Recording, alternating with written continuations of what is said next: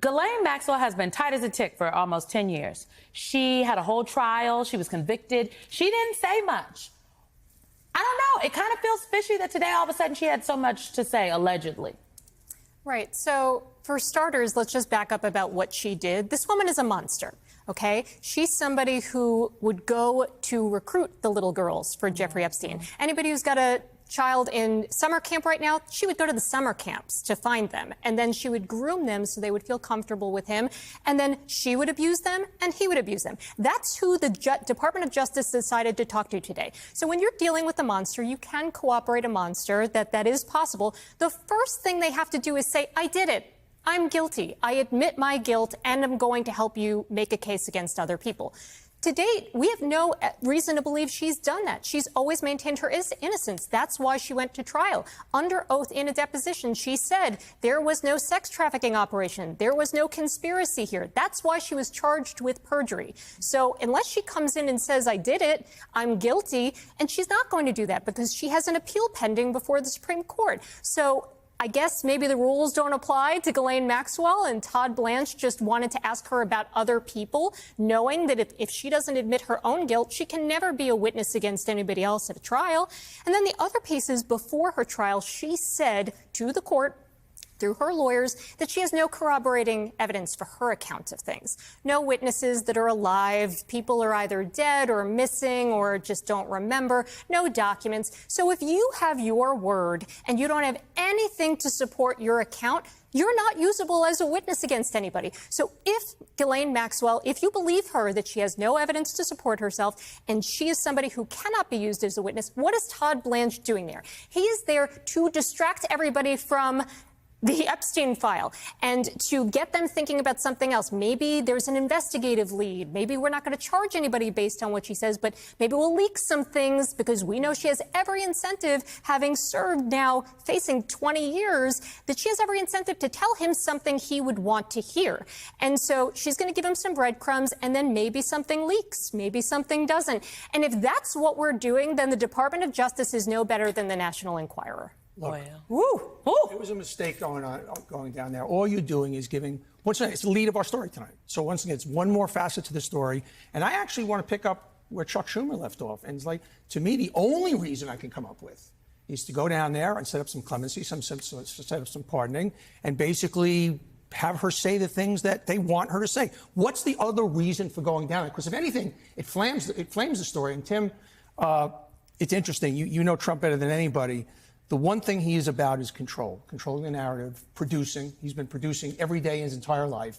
This is the one narrative that's getting away from him. And that's why I think even the Blanche stuff is the wrong move. How about trying to stay a little below the radar for a little bit? Because as you also know, he's a control freak. And so you've got this moment in which, there's probably 4 or 5 things Donald Trump cares about, none of which are public policy, none of which are, conducting himself in this office as he should. It's generally food, sports, sex, gossip, money, and his own image.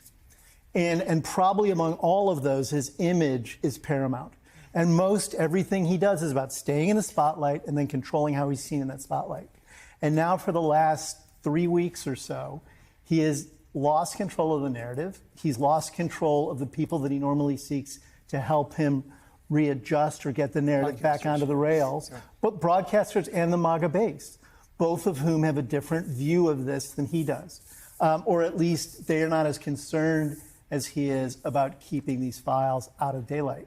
On top of it, he's got, I think, divisions within the White House. There are different people within the White House initially weren't on the same page. Kash Patel and Pam Bondi and Dan Bongino.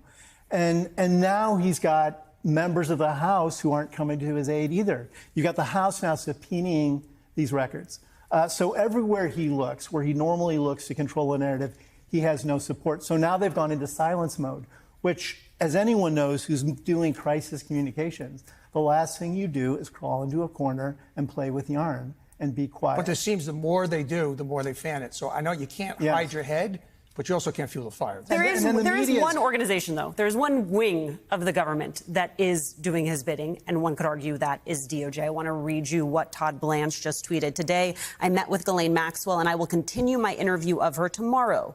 The Department of Justice will share additional information about what we learned at the appropriate time. Now, keep that in your mind as I read this to you from Ankush Khardori from Politico, talking about the role that the Justice Department has played in all of this. Right now, everyone should be asking whether the highest levels of the federal government, including but not limited to the president, the VP, the AG, the FBI director, possibly even some Republican leaders in Congress, depending on what they knew and when, have been misleading the American public for weeks, if not months. Our Politico colleague Ankush Khardori, himself a former federal prosecutor, tells Playbook this is bigger than Donald Trump. It is about a network of people who are now willing to continue carrying his water.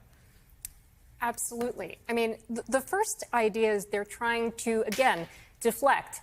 We'll make some things available about what she said. That's not how you actually prosecute a case.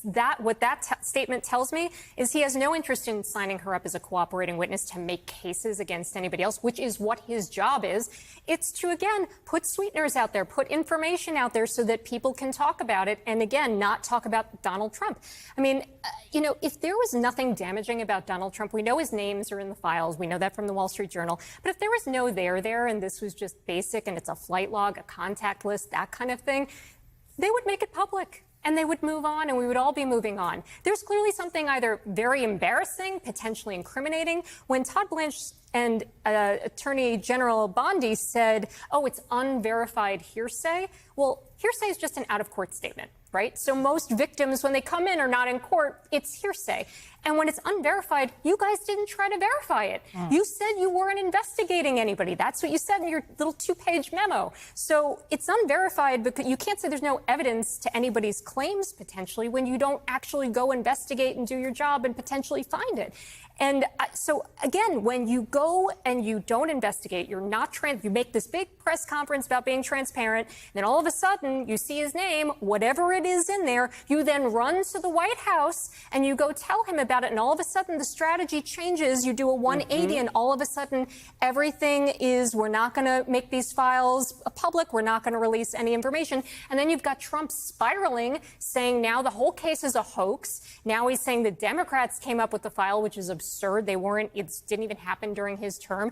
And now he's saying they didn't even brief him when now even his own attorney general says she did. Well, and that timeline around that is what matters, right? Because they brief him earlier in the year and they tell him he's in the files. And then he's asked later at a press conference, were you briefed? And he says, no.